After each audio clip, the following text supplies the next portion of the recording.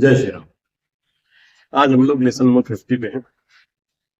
हम लोग इस समय पढ़ रहे हैं कि कुंडली की विवेचना कैसे करें।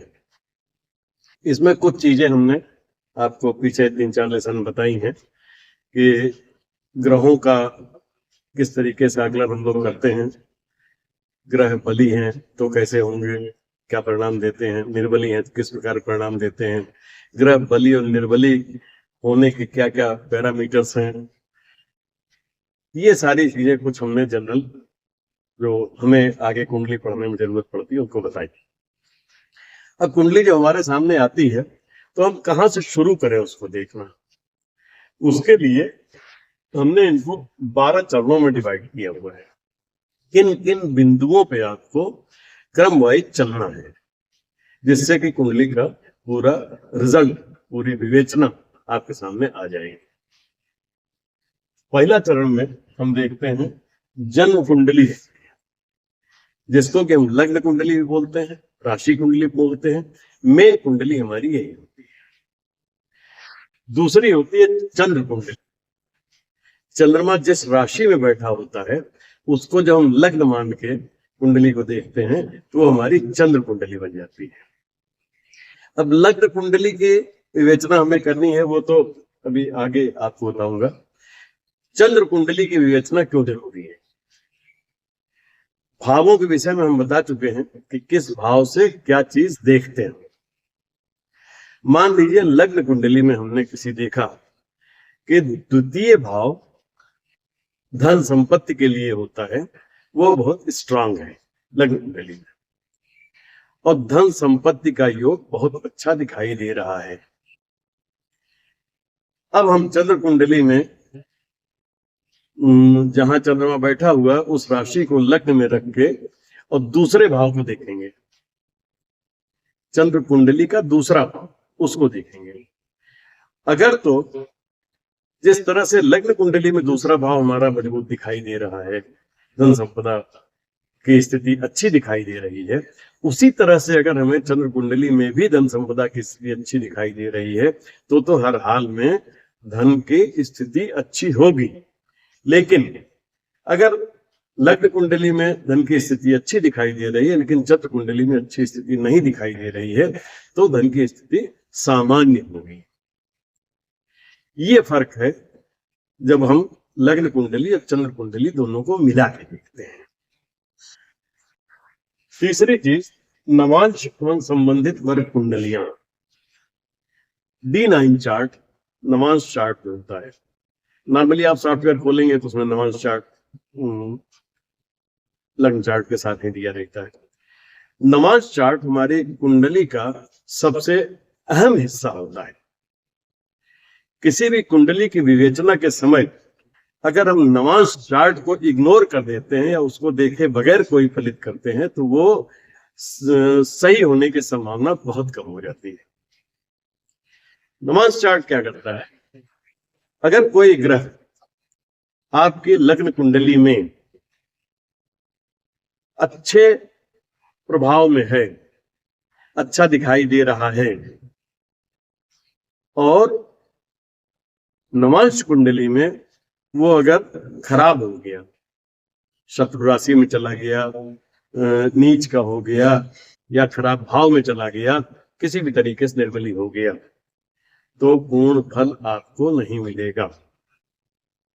अगर लग्न कुंडली और नवांश दोनों में ही ग्रह की स्थिति अच्छी होगी तो संपूर्ण फल अच्छा आपको मिलेगा। यहां अगर कमजोर है ग्रह लग्न कुंडली में और नवांश कुंडली में जाके मजबूत हो जाता है, बलवान हो जाता है, तो आपको फल अच्छा मिलेगा अपेक्षाकृत। ये नवांश कुंडली इतना फर्क डालती है हमारे कुंडली के विश्लेषण में। इसी तरह से बाकी भी वर्ग कुंडलियां हैं, उनको आगे जब बढ़ेंगे तो हम बताएंगे कि वर्ग कुंडली को, तो उनको भी देखना बहुत आवश्यक होता है। दशा चक्र, हम लोग विश्वंतरी दशा की मान्यता को लेके चल रहे हैं। इसमें पराशरी में हमें विश्वंतरी दशा को ही मान्यता दी गई है, 120 वर्ष की होती है। दशा चक्र व्यक्ति के जीवन में महादशा, अंतरदशा, प्रत्यंतर दशा, दशाएं हम बता चुके हैं पीछे।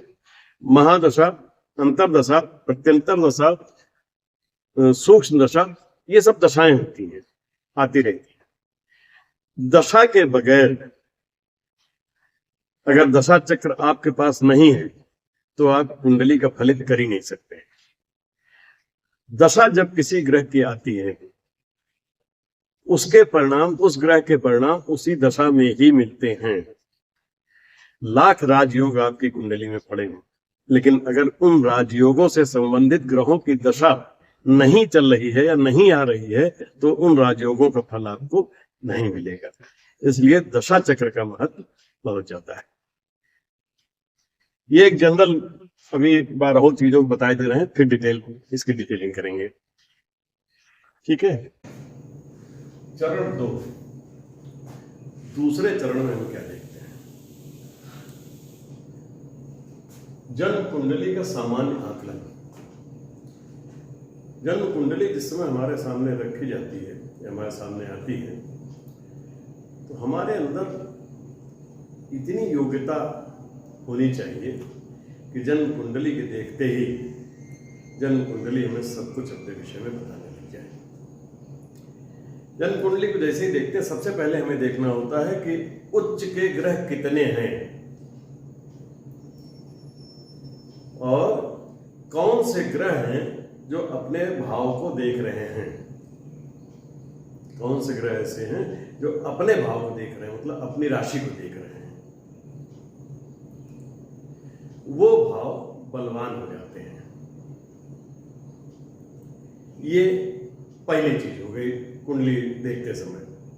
एक तो उच्च के ग्रह देख लीजिए, वो बलवान स्थिति को बताएंगे, और दूसरे वो ग्रह देख लीजिए जो अपनी राशि को देख रहे हैं, मतलब अपने भाव को देख रहे हैं। एक तो ये हो गया। इसके बाद हम फोकस करते हैं लग्न में कौन सी राशि है और चंद्रमा हमारा किस राशि में है। लग्न में जो राशि होती है वो हमारे जीवन के आरंभ को दिखाती है। जितने भी 11 भाव के फल जो हमें मिलने होते हैं उनका सबसे ज्यादा उन पे असर पड़ता है लग्न की राशि से। लग्न की राशि में आप यूं समझ लीजिए कि मान लीजिए कन्या राशि लग्न में है। कन्या राशि बहुत ही बुद्धिमान राशि होती है, लेकिन बहुत ही नाजुक होती है।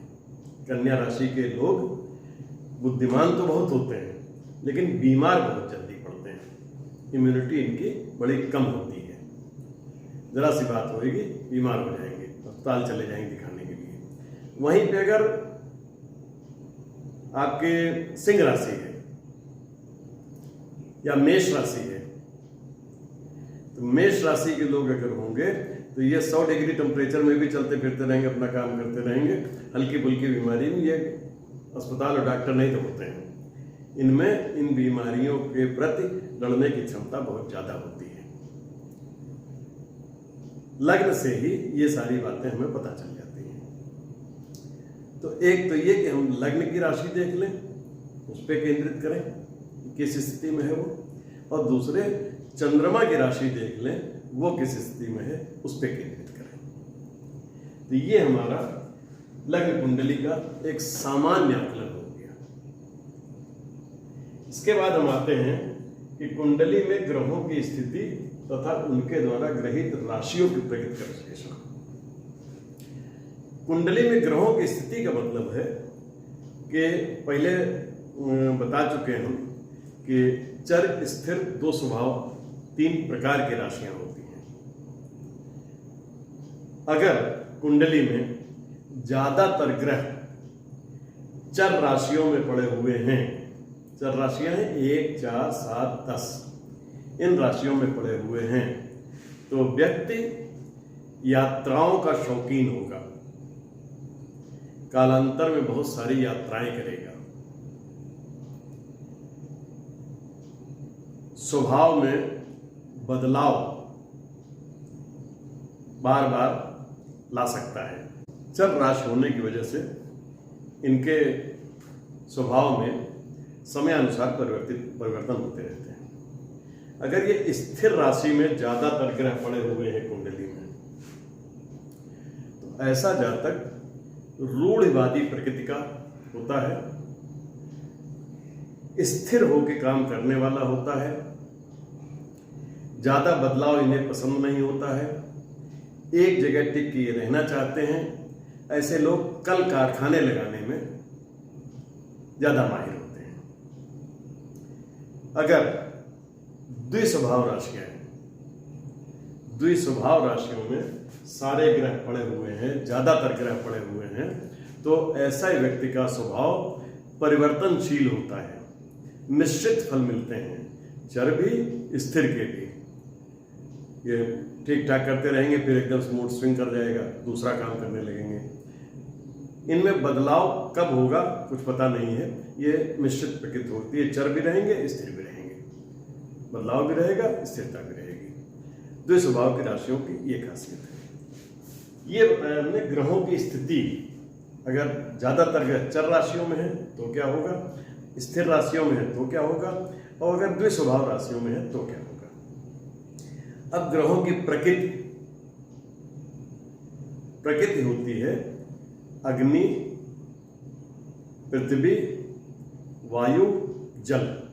अग्नि प्रकृति, पृथ्वी प्रकृति, वायु प्रकृति और जल प्रकृति। ये प्रकृति की राशियां होती हैं।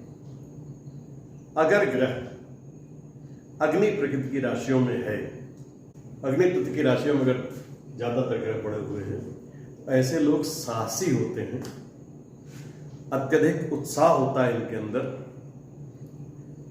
ये लोग अच्छे कामों के लिए बहुत अधिक उत्साही होते हैं और उसको ये कर भी ले जाते हैं, पूर्ण भी कर ले जाते हैं।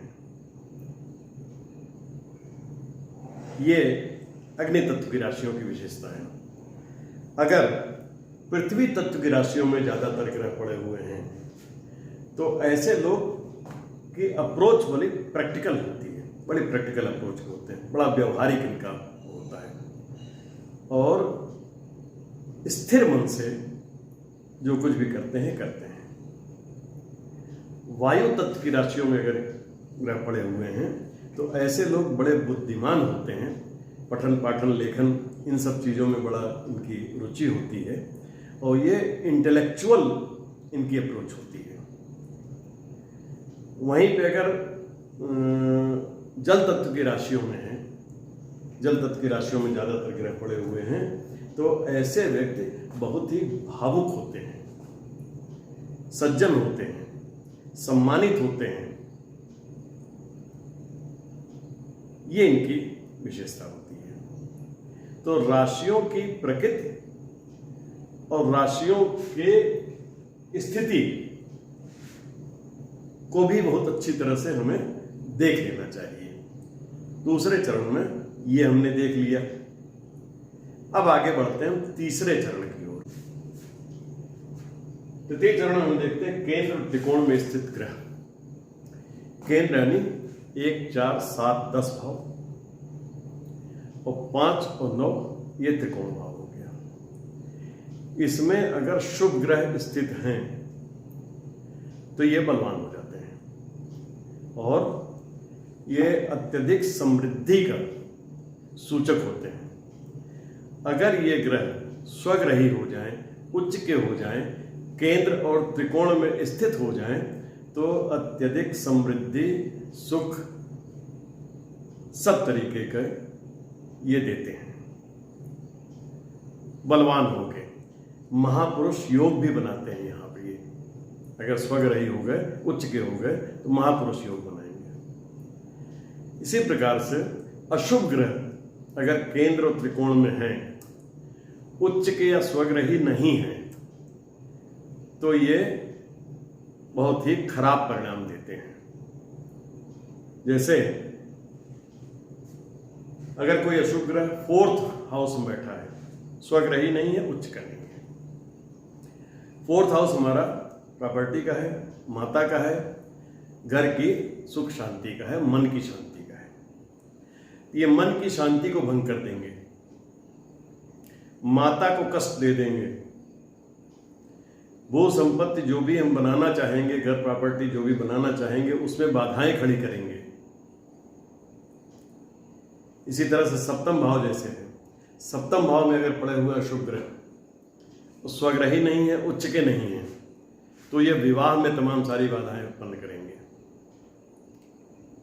तो ग्रहों की प्लेसमेंट अगर केंद्र और त्रिकोण में है तो इनको भी देखना बहुत जरूरी होता है। दूसरी चीज, अशुभ ग्रहों के लिए 3, 6, 11, 3rd house, 6th house, 11th house, दृष्टाय, ये भाव अत्यंत ही शुभ माने जाते हैं। अशुभ ग्रह अगर इन भावों में बैठे हुए हैं तो ये अच्छे फल देते हैं, शुभ फल देते हैं। इसमें एक चीज की ध्यान रखने की होती है कि 3, 6, 11 में बैठ के तो ये शुभ फल देते हैं, लेकिन अगर इन भावों का स्वामित्व इन्हें प्राप्त हो गया, मतलब अशुभ ग्रहों की राशियां अगर यहां पे हैं, तो ये अशुभ फल देंगे, तो ये दुष्ट हो जाते हैं। तो भाव ग्रहों की प्लेसमेंट तो अच्छी है, लेकिन इनका भावेश होना अच्छा नहीं है। ठीक है। उसके बाद हम देखते हैं चौथे चरण में राजयोग, कुंडली में स्थित राजयोग। राजयोगों का एक अलग से वीडियो हमने बनाया हुआ, वहां देख लीजिएगा। कुंडली में जितने अधिक राजयोग होंगे पड़े, व्यक्ति को उतना ही अधिक भाग्यशाली, समृद्धशाली समझिए। राजयोगों का बड़ा महत्व है कुंडली में। राजयोगों का फल अवश्य मिलता है व्यक्ति को उसकी दशा में, दशा अंतरदशा में। राजयोग व्यक्ति को सुख, समृद्धि, साधन सब कुछ दे सकते हैं। राजयोगों का निर्माण जो होता है कई प्रकार से होता है, लेकिन केंद्र और त्रिकोण के संबंधों से जो राजयोग बनते हैं वो सबसे मजबूत राजयोग होते हैं। इन राजयोगों की वजह से व्यक्ति को जीवन में सब कुछ प्राप्त हो सकता है, बहुत कुछ प्राप्त हो सकता है, ये मान लीजिए। तो अगर केंद्र और त्रिकोण के संबंध से राजयोग बन, ये देख लेना है कुंडली में कि राजयोग कौन कौन से हैं। तो उन राजयोगों को अगर हम देख के अपने दिमाग में रखेंगे तो आगे चल के जब हम कुंडली की पूरी विवेचना करना शुरू करेंगे या दशाएं देखेंगे, उस दशा में उन ग्रहों का आना देखेंगे कि वो ग्रह यहाँ आ रहे हैं जो कि राजयोग बना रहे हैं, तो नेचुरल है उनका फल अच्छा मिलेगा। तो ये सारी चीजें हमें आकलन के लिए चाहिए होंगी, अपने दिमाग में बैठा रही होंगी या अलग नोट करते जाइए कुंडली की विवेचना करते समय। ठीक है। 5वें चरण में हम देखेंगे ग्रहों के बल का आकलन। पिछले 2 वीडियो में हमने ग्रहों के बलों के आकलन के आधार पर निर्बली और बलवान ग्रहों की प्रकृति, उनके परिणाम किस तरह से आते हैं, ये पूरी चीजें उसमें बताई हैं, पिछली वीडियो देख लीजिएगा। तो ग्रहों के बल का आकलन बहुत जरूरी है। ये ग्रह बलवान है या निर्बली है, उस तरह से वो अपने फल देगा। इसके बाद ग्रहों के कारकत्व, ये सबसे महत्वपूर्ण बिंदु है। ग्रहों के कारकत्व का अगर हमें ज्ञान नहीं है तो हम कुंडली की ABCD भी नहीं देख सकते। ग्रहों के कारकत्व हमने डिटेल में बताए हुए हैं पीछे,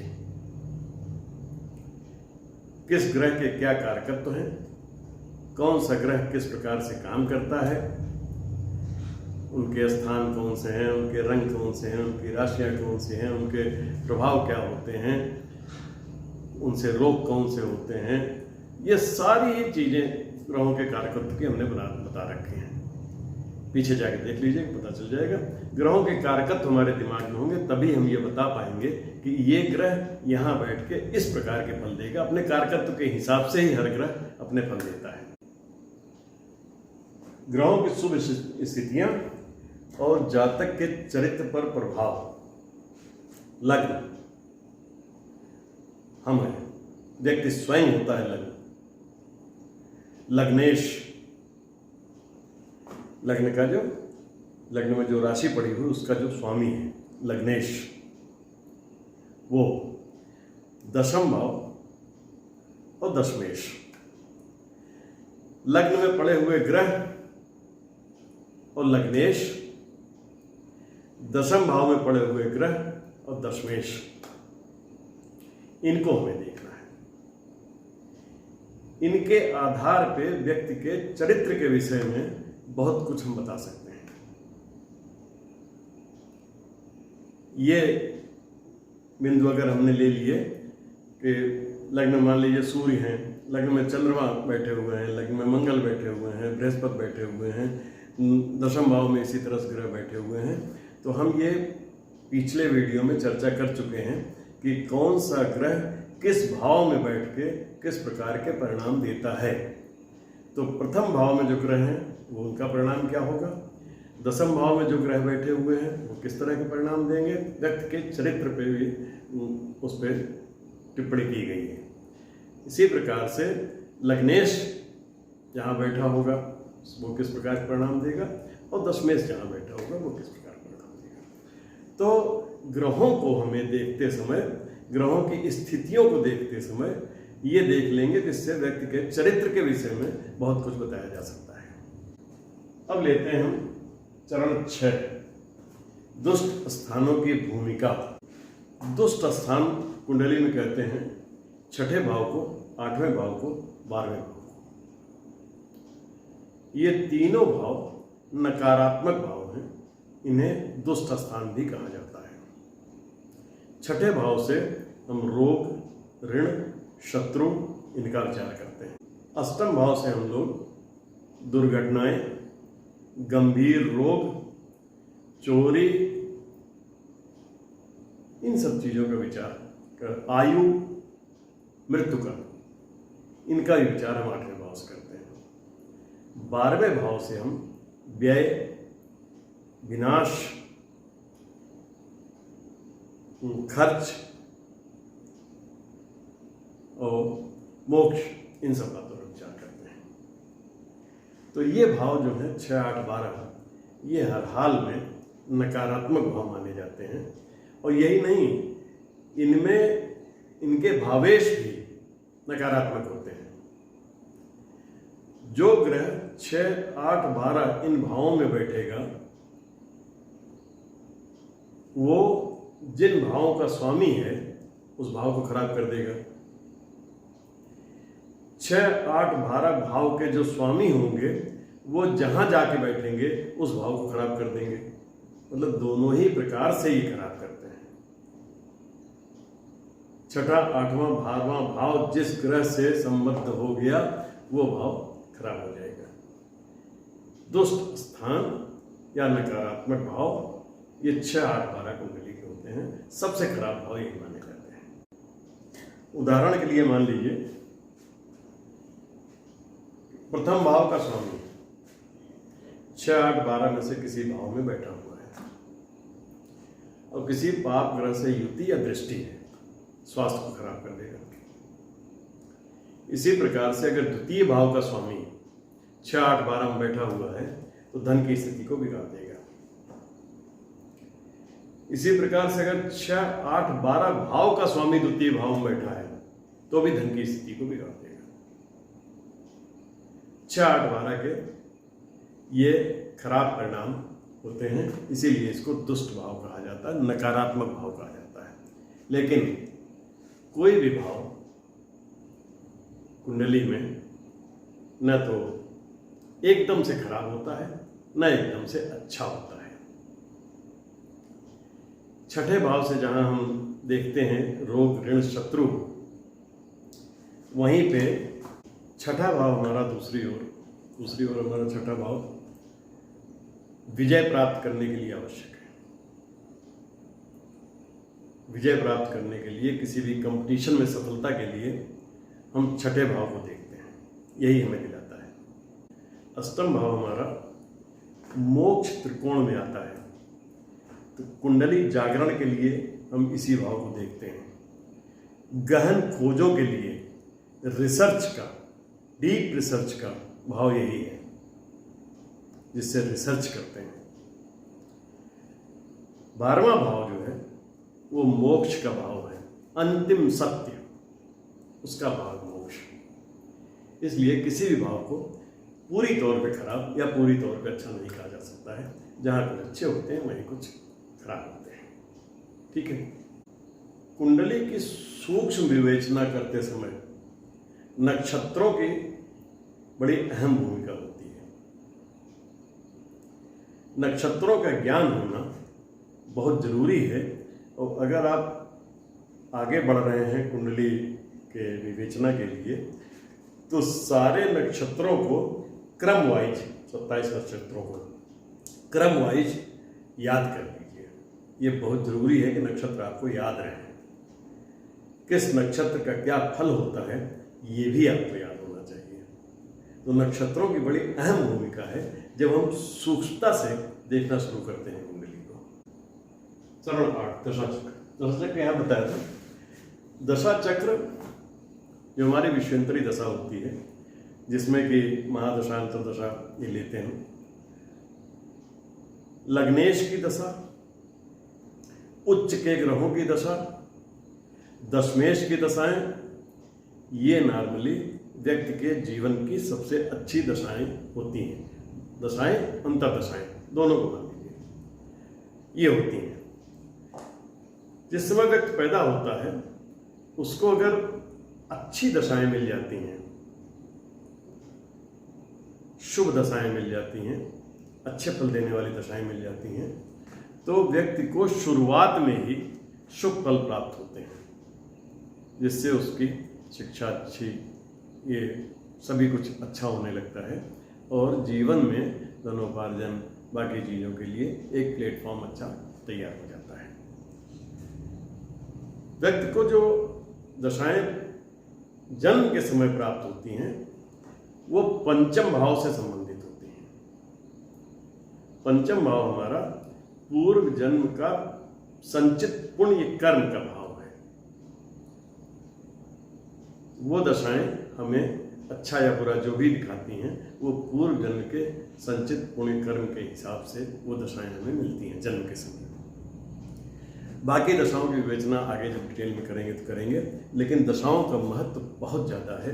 दशाओं पे ही बेस्ड है पूरी हमारी ये टाइमिंग ऑफ इवेंट जितना भी है वो दशाओं पे ही बेस है। घटना कौन सी कब होगी ये दशाओं पे ही डिपेंड करता है। जिस ग्रह की दशा है वो किन ग्रहों का स्वामी है, किन ग्रहों की दृष्टियाँ उस पर है, किस स्थिति में बैठा हुआ है, बली है, निर्बली है, क्या है, वो दशा पे ही डिपेंड करेगा। और जो भी फल हमें मिलते हैं जीवन में वो अपने दशा काल में ही मिलते हैं। महादशा, अंतर्दशा, प्रत्यंतरदशा काल में ही मिलते हैं। शुभाशुभ भावों के समूह, चरण नंबर 9। इनको हम दो समूह में बांटते हैं। 12 भावों को दो समूह में बांटेंगे। एक समूह हमारा बनेगा केंद्र 1 4 7 10, त्रिकोण 5 9, दूसरा भाव धन भाव और 11वां भाव इच्छा पूर्ति का भाव। तो एक समूह तो ये हमारा बन गया। दूसरा समूह हमारा बनेगा 3 6 8 12 भाव। इन भावों का एक समूह बन गया। अब होगा क्या कि इन भावों में बैठे हुए कोई भी दो भावेश, प्रथम भाव में जो राशि है उसका स्वामी, 11वें भाव में जो राशि है उसका स्वामी, दोनों का संबंध बन जाए तो ये धन योग बन जाएगा, शुभ योग होगा। किसी भी भाव में बैठे हुए किसी भी भाव के भावेश से दूसरे भाव के भावेश का संबंध जब बनेगा तो ये धन योग हो जाएगा, शुभ योग बनेगा, राजयोग एक तरीके से हो जाएगा। ठीक है, ये भाव हैं, इन भावों के स्वामियों की बात हो रही है, उनका जो संबंध बनेगा। इसी प्रकार से 3, 6, 8, 12 भाव में बैठे भाव के स्वामियों के किसी भी एक भाव के स्वामी का संबंध दूसरे भाव के स्वामी के साथ जब बनेगा, ये भी धन योग हो जाएगा, राजयोग होगा, विपरीत राजयोग इसको बोलते हैं।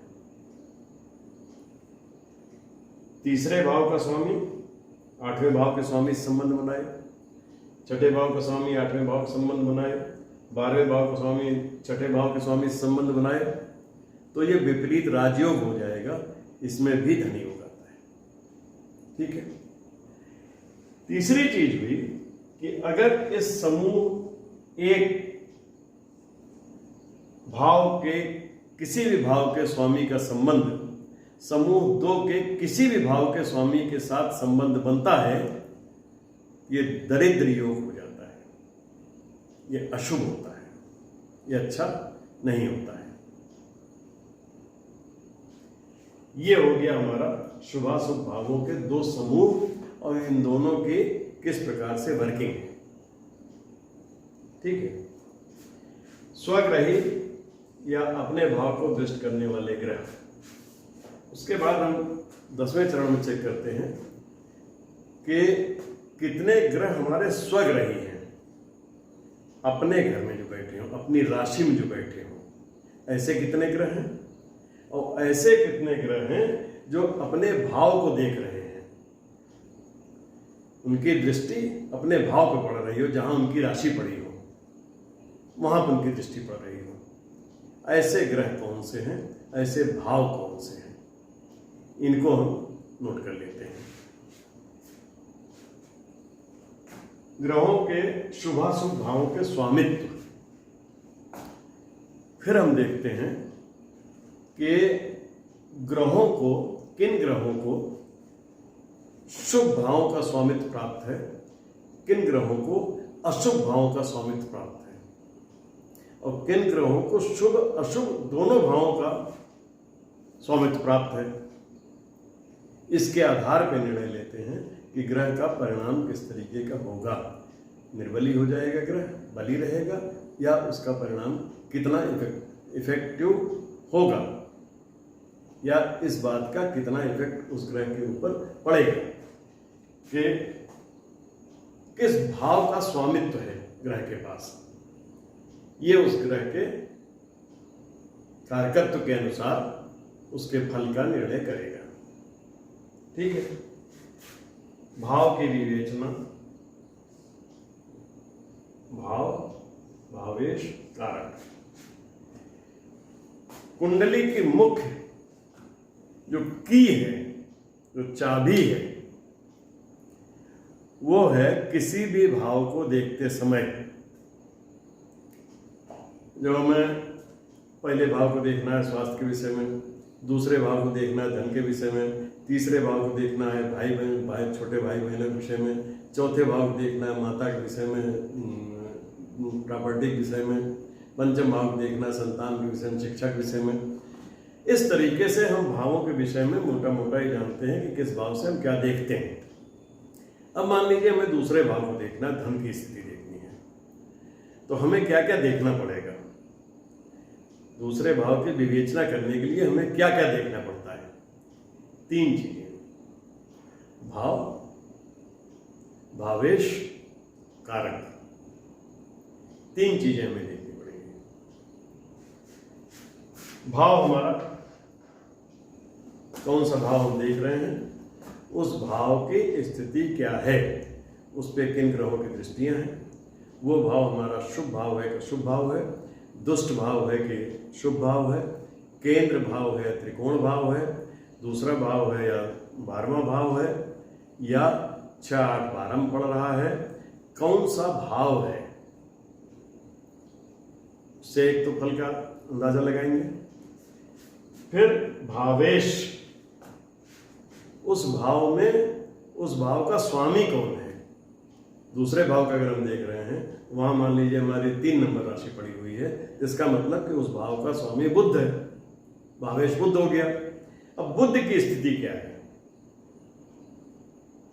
बुध की स्थिति क्या है, वो कहाँ बैठा हुआ है, किस भाव में बैठा हुआ है, किसके साथ युति कर रहा है, किसकी दृष्टि उसके ऊपर पड़ रही है, ये सारी चीजें बुध के विषय में देखेंगे। बुध की स्थिति क्या है, मतलब भावेश को देखेंगे। उसके बाद देखते हैं कारक को। हम धन के विषय में चर्चा कर रहे हैं। धन के विषय में जब हम चर्चा करते हैं तो हम चर्चा करते हैं शुक्र की, बृहस्पति की। इस भाव के कारक हुए बृहस्पति, तो बृहस्पति को देखेंगे कि उनकी क्या स्थिति है, वो कहाँ पे बैठे हुए हैं। जैसे हम 7वें भाव की अगर हम बात करते हैं तो सप्तम भाव में हम चर्चा करते हैं सप्तम भाव की, उसके बाद फिर भावेश की। सप्तम भाव में जो राशि है उसका स्वामी कहाँ बैठा हुआ है, और कारक की। कारक हुआ, अगर विवाह के विषय में हम देख रहे हैं तो कारक हुआ शुक्र, सप्तम का कारक हुआ शुक्र। शुक्र को भी देखेंगे। जितना इंपॉर्टेंट है भाव और भावेश, उतना ही इंपॉर्टेंट है कारक। कारक अगर अच्छा है तो वहां का फल अच्छा हो जाएगा। सब कुछ अच्छा होने के बाद कारक अगर खराब है तो फल को इफेक्ट जरूर करेगा। इसलिए 3 चीजें, भाव, भावेश, कारक, इनको अगर आपने समझ लिया तो सब कुछ समझ लिया। अब आज हम लोगों ने देखा कि कुंडली की विवेचना करते समय किन विशेष बिंदुओं को हमें ध्यान में रखना है।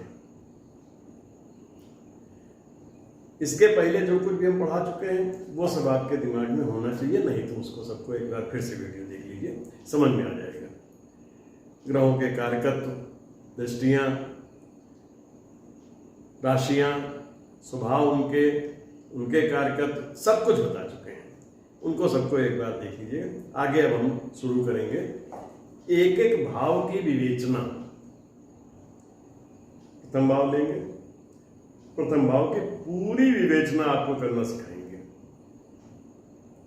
प्रथम भाव से क्या क्या देखा जाता है और उसकी विवेचना के लिए क्या क्या हमें देखना चाहिए, किस तरह से देखना चाहिए, उसको उदाहरण सहित भी बताएंगे। एक एक भाव की विवेचना करेंगे, ठीक है। नेक्स्ट वीडियो में मिलते हैं। चैनल को अगर आपने सब्सक्राइब नहीं किया, सब्सक्राइब कर लें, बेल आइकन जरूर दबा दें ताकि आपको नोटिफिकेशंस टाइम से मिलती रहें। जय श्री राम।